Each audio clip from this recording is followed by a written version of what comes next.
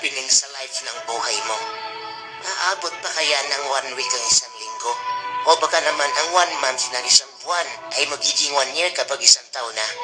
Don't waste the opportunity at huwag mong sayangin ang oportunidad ng mga pagkakataon dahil New Year na ang bagong taon. Ito lang naman ay reminders ng paalala na dapat mong tandaan at always remember this. When you go down the street, use your eyes, then your feet. Little children, you should know, red is stop, green is go. Thank you.